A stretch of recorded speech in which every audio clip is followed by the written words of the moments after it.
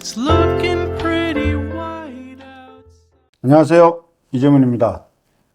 법무법인 신모 김혜린 변호사님을 모시고 오늘도 지식산업센터와 관련된 법률 문제를 상담해 보도록 하겠습니다. 변호사님 안녕하세요. 안녕하세요. 김예린 변호사입니다. 네. 벌써 4회차입니다. 근데 저기 변호사님이 그 질문을 되게 상세하게 설명을 잘해 주신다고 칭찬이 자자합니다. 네. 축하드립니다. 좀 쑥스러우시죠? 네. 그래도 뭐 사실은 사실이니까. 네. 이게 사람들이 그 법률 문제와 같이 이제 이런 것들이 사실 뭐 쉬운 일은 아니잖아요. 전문적인 지식을 갖고 있은 분들도 아니고, 또한 어떠한 이제 뭐 수익형 부동산이나 아니면 아파트나 이제 어쩌다가 이제 한 번 사거나 평생 이제 한두 번 사는 이런 부분들이 있기 때문에 어떤 문제에 직면하게 되면 이제 되게 난감해 하기 때문에 이제 그런 질문들을 한번 모아서 한번 이렇게 논의를 해보자 했는데 의외로 반응이 좋아서 가슴이 저는 뿌듯합니다. 네. 자, 오늘도 이어서, 자, 이제 우리가 지식산업센터 같은 경우를 이제 설립하게 되면 과거, 이게 사실은 공장에서 시작한 건데, 이것이 이제 어떻게 투자 상품화 되면서, 저기 여러 가지가 이제 들어오게 됐습니다. 지식산업센터 내에 제조용, 비제조용, 창고, 공장, 그 다음에 이제 기숙사라는 것이 들어왔는데요. 이 기숙사들이 이제 정식적으로 법률 명칭으로 보면 지원시설 중에 이제 하나인데, 이 기숙사들을 이제 임대를 놓거나 이제 이렇게 했을 때 이제 많은 문제들이 지금 현재 있는 걸로 나타났거든요. 네. 그럼 이제 어떤 거를 주로 이제 얘기를 한번 해야 될까요?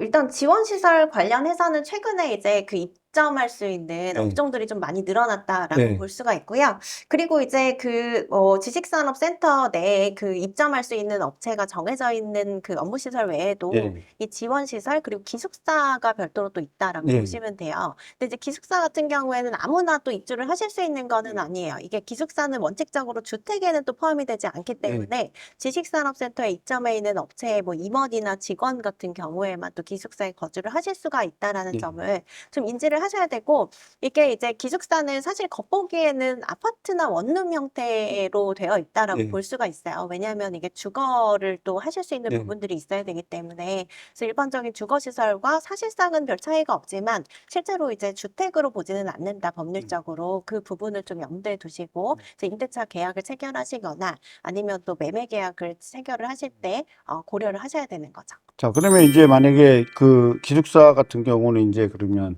주소 이전이 원칙적으로 이제 불가능하잖아요. 그러니까 공장 그 입점해 있는 기업의 직원이나 임직원이 아닌 경우에는 주소 이전이 이제 안 되는데, 네. 사실 우리가 현실적으로 보면은 이제 일반인들이 많이 이렇게 매입을 이 분양을 받은 경우가 있거든요. 네. 그러면 상당히 좀 난처한 문제에 좀 직면하지 않겠습니까? 이게 주소 이전이 안 된다라면? 그렇죠. 이제 주소 이전이 안 되시면 사실 전입신고가 좀 어렵기 때문에 예. 뭐 그런 부분들을 좀 고려를 하셔야 되는데, 일단 임대차 계약을 체결하신다라고 하면 임차인이 좀 한정적일 수는 있겠죠. 예. 그리고 이제 그 임대차 계약을 체결하실 때도 이게 기숙사 용도로만 써야 된다라는 예. 점을 좀 명시하실 필요가 있어요. 이게 유사한 사례가 이제 오피스텔 같은 경우에는 이게 오피스로도 사용이 가능하고 주택으로도 사용이 가능하잖아요. 그러다 보니까 이제 사무실 용도로만 쓴다라고 하더라도 사실상 주거로 활용하거나 뭐 전입신고를 한다거나라고 해서 임대인이 이제 그 오피스텔을 주택수에 포함이 돼버리는, 세금이 과세돼버리는 그런 사례들이 있기 때문에 좀 주의를 하셔야 돼요. 그래서 기숙사도 마찬가지죠. 그래서 기숙사 용도라는 점을 뭐 임대차 계약을 하신다거나 매매 계약을 하실 때 좀 반드시 표기를 하실 필요가 있을 것 같고, 임차인분들도 이런 점들을 좀 고려를 하신 다음에 또 그 임대차 하시는 게 맞을 것 같아요. 네, 그래서 이제 그 기숙사라고 하더라도 사실 이게 좀 복잡한 문제들로 귀결이 될 수가 있거든요. 그래서 임차인 입장에서는 뭐 주택으로 사용하고 싶을 수가 있고, 또 여러 가지 주택 임대차 보호법의 뭐 그 적용이나 이런 것들을 원할 수가 있기 때문에 임대차 계약 체결하실 때부터 좀 명확하게 하시는 게 분쟁의 소지를 줄이는 방법이겠죠. 그러면 이제 주소 이전을 만약에 이제 전입신고라든지 이런 게 안 된다라면 임대차 보호법의 보호를 받는 뭐 최우선 변제금이라든지 이런 부분에 대한 보호를 애초부터 받을 수 없다는 거 아닐까요? 그 이 주택 임대차 보호법은 사실은 이제 허가받은 뭐 주택이 아니더라도 불법 건축물에 이제 거주를 하시는 경우에도 전입신고나 뭐 여러 가지를 해두시면 주택 임대차 보호법의 적용을 받으실 수가 있거든요. 그래서 뭐 일방적으로 전입신고가 가능해서 이 기숙사에도 전입신고를 하신다. 뭐 이런 경우에 또 주택 임대차 보호법의 적용을 받을 여지가 있기는 있어요. 근데 이게 문제는 이제 임대인과 약속을 하셨을 때 기숙사로만 사용하기로 하고 사실 이런 것들은 뭐 건축물 대장이나 등기부 뭐 등본상이나 다 나와 있는 거잖아요. 용도 같은 것들은. 근데 용도를 위반해서 사용을 하신다라고 하면은 이게 임대차계 해지 사유가 될 수가 있고 또 임대인 입장에서는 손해배상 청구나 뭐 이런 것들이 가능해질 수가 있기 때문에 주의하셔야 되는 거죠. 자, 그럼 아까 변호사님 말씀하신 대로 용도대로 해서 기숙사 용도대로 한다라면 어떻게 그걸 우리가 좀 해석할 필요가 있을까요? 기숙사라는 거는 사실 이제, 일단은 이제 입점할 수 있는, 기숙사에 이제 입점할 수 있는 주체가 좀 한정적이다라고 보시면 돼요. 그래서 지식산업센터에 입점이 되어 있는 임원이나 직원분들 이제 대상으로 또 기숙사 활용이 가능하기 때문에 그런 점들을 좀 주의를 하셔야 될 것 같고, 그리고 이제 기숙사라는 것과 이제 명확하게 뭐 이제 일반적인 뭐 주거를 구분하기는 좀 어려운 부분들이 있을 것 같아요. 기숙사라고 하더라도 계속 상주하면서 거주하시는 부분들은 있기 때문에.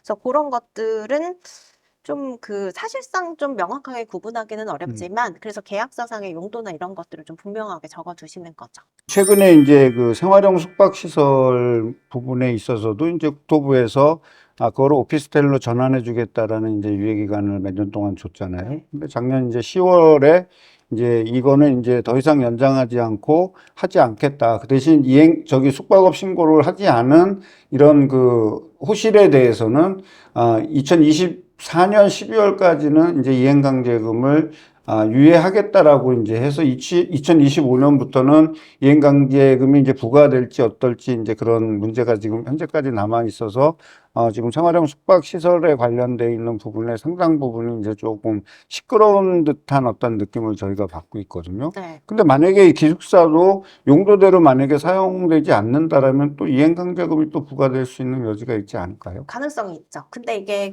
소유를 하신 분에게 이제 이행강제금이 부과될 수가 있기 때문에 이게 기숙사 용도로 사용하기로 한다라고 하면 기숙사로 쓰셔야 되는데 사실상 뭐 주거로 사용한다라고 해가지고 그렇죠. 이제 사용을 하신다라고 하면은 사실 이게 불법 용도로 사용하시는 게 돼서 이게 이행강제금 같은 것들이 또 부과가 될 수가 있거든요. 그래서 이제 추가적으로 뭐 기숙사에 들어가는 시설과 또 주택에 들어가는 시설이 다를 수가 있는데 뭐 이런 것들을 추가적으로 설치를 하셨다거나 뭐 이렇게 해서 주거로 활용을 하시면은 좀 나중에 문제가 될 수 있다는 점을 염두에 두셔야 돼요. 그러니까 이제 지식산업센터가 어떻게 보면 전국적으로 난립을 하고 네. 그리고 이제 이거의 어떤 상품성이라든 투자 가치 또는 이제 시행사의 어떤 잉여를 보기 위해서 이제 이거를 무리수를 둬가지고 엄청 이제 확장을 시킨 거잖아요. 그러다 보니까 이제 관련 입법이라든지 이제 이런 부분들이 전혀 이렇게 보완되지 않은 상태에서 이제 만들어지다 보니까 어떻게 보면 저는 이제 이거를 입법의 불비라고 좀 보고 있는데 이게 만약에 지금 이제 청년 주거라든지 이제 이런 부분에 대한 문제가 상당히 지금 심각하고 여전히 이게 풀리지 않고 있잖아요. 근데 그런 상태에서 이 기숙사라든지 이런 거를 보면 이제 오피스텔보다 가격이 상당히 싸거나 임대료가 좀 낮고 또 관리비가 상당히 낮은 수준이 있다 그러면 주거복지 차원에서 이거를 활용할 수 있는 방안 우리가 좀 고민해야 되지 않을까 싶은데요. 네, 말씀하신 대로 사실 이제 기숙사라는 거는 여기 입점하신 임직원들 대상으로 이제 주거를 이제 제공할 수 있는 부분들이 있기 때문에, 그리고 이게 지식산업센터 기숙사가 뭐 이제 4인 가족이 살 수 있는 아파트 형태로 만들어진 경우는 그렇게 많다라고 보기는 좀 어려워요. 그렇죠. 1인 가구. 네, 그래서 거의 뭐 1인 가구 위주로 해서 정말 기숙사로 활용할 수 있는 형태의 원룸이나 뭐 작은 사이즈의 투룸이나 뭐 이런 경우들이 있기 때문에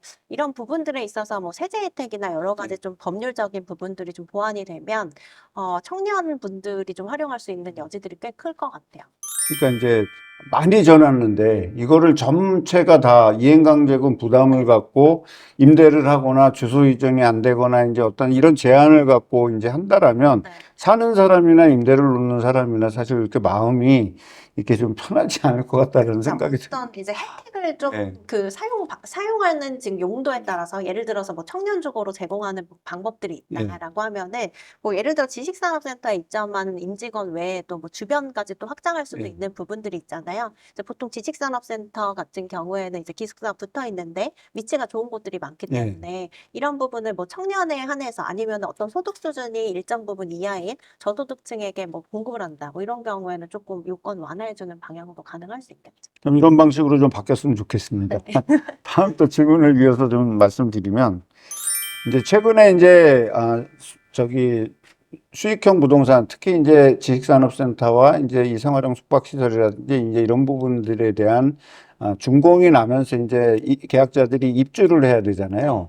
근데 지금 시장 상황이 되게 암울한 거예요. 네. 지식산업센터, 저기 생활형 숙박시설은 2025년부터 이행강제금을 부과한다 그러고, 네. 이거는 주거시설로 사용할 수 없다라고 국토부가 못을 박았기 때문에 이미 계약하신 분들은 이 계약을 해제하고 싶은, 해제가 맞죠? 네. 해제하고 싶은 분들이 되게 많을 거예요. 아마 지식산업센터도 지금 이런 모습이 조금씩 나타나고 있는데, 그러다 보니까 이제 계약수 분양자들이 계약을 해제하기 위해서 뭐 나는 분양 상담사한테 그런 얘기를 들을 수 없다, 네. 들은 적이 없다라고 얘기하는데 이제 사인은 다 돼 있거든요. 그럼 이럴 경우에 이제 법률적 해석은 어떻게 우리가 좀 봐야 될까요? 근데 이게 사실은 그 계약서를 잘 보고 계약을 하셔야 되는 거죠. 근데 그게 이제 좀 조그마한 글씨로 돼 자기 있어서.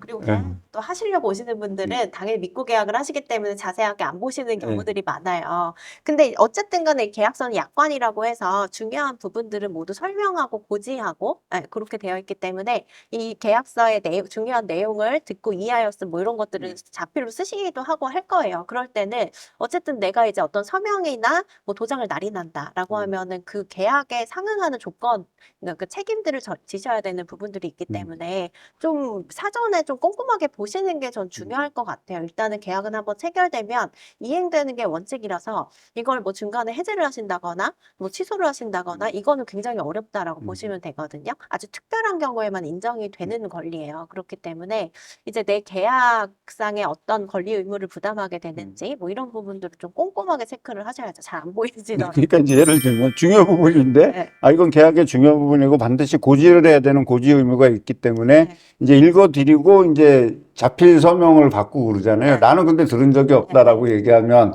그 자필 서명이 더 우선하겠죠? 그렇죠. 이제 계약상에 이제 이게 그 지식산업센터나 이런 뭐 여러 가지 분양 계약에서만 이루어지는 게 아니라 예. 금융상품 관련해서도 굉장히 많아요. 예. 근데 이제 법원에서는 어쨌든 간에 이제 듣고 뭐 이해했다 자필로 이런 기재가 있으면 예. 이게 그 설명을 뭐 정확하게 듣고 고지를 받았다라고 인정을 해서 뭐 이게 그 설명을 하지 않았다 설명 의무나 뭐 이런 것들 불이행을 이유로 계약을 취소하거나 뭐 해제하는 것들을 인정하고 있지는 않아요.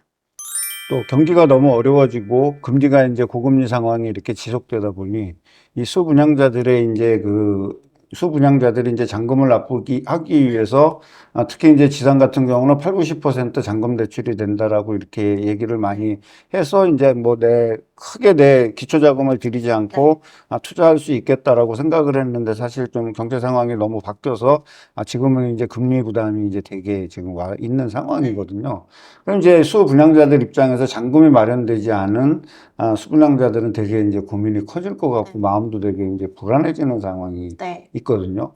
그러다 보니까 때로는 이제 조금 뭐 고집스럽게 이제 어거지를 좀 부리는 어떤 이런 사례들도 있는데, 자, 이런 분들 입장에서 봤을 때 이 계약 관련된 거를 어떻게 좀 인시를 시켜드려야 될까요? 그러니까 일반적으로 이제 법률 전문가들이 이제 그런 분들을 상대로 해서 설명을 하기가 너무 이제 한계에 부닥치는 상황이거든요. 네. 근데 일단 계약이라는 거는 체결돼서 별도의 하자가 있지 않는 한, 뭐 계약은 계속 유지되는 게 원칙이다라고 보시면 돼요. 그래서 예를 들어서 이제 계약금만 납부를 한 상태다라고 하면은 보통 이제 계약금을 포기하고 해제할 수 있는 조항들이 있기 때문에 뭐 계약금 포기하시면은 분양계 해제가 가능한 사례들이 사례들도 있어요. 근데 이제 중도금을 일부라도 납부를 하셨다라고 음. 하면은 그때부터는 상대방에게 어떤 잘못이 있어야만 해제가 가능하다라고 예. 보시면 돼요. 근데 이제 보통 중도금을 대출을 통해서 조달을 하시다 보니까 이제 이게 자칫 잘못하면은 계약 해제를 시도하시다가 신용에도 문제가 생기는, 그렇죠. 예. 이제 계약 이게 그 대출 계약이 연장이 안 된다거나 뭐 이런 사례들이 있어서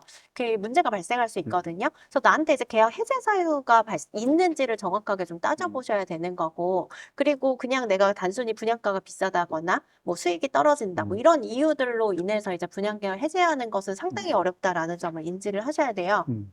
그래서 분양계약 해제를 노리신다라고 하면은 이게 시간과 비용이 굉장히 많이 소요가 되고 또 자칫 잘못하면 내 신용에도 문제가 생길 수 있는 부분들이 있기 때문에 좀 신중하게 접근하실 필요가 있는 사안인 거죠. 자, 그러면 이제 예를 들어서 이제 시중에서 이제 많이 회자되는 내용 중에 이제 뭐가 있냐면 준공일자를 어겼다. 네. 예를 들어서 하자가 있으니까 이것이 계약 해지 사유가 될 수 있다라고 해서 이제 이렇게 말씀하시는 분들도 많은데 그게 그러면 반은 맞고 반은 틀릴 수 있는 얘기일 수 있겠네요. 거의 어렵다고 보시면 돼요. 거의 어렵다고요? 왜냐면은 이게 그 하자가 있다라는 거는 보수가 되는 하자가 대부분이거든요. 네. 그래서 그 건축물을 사용 수익하기가 어려운 경우 정도가 되는 하자가 있어야지 계약 해제가 가능하다라고 보시면 되고요.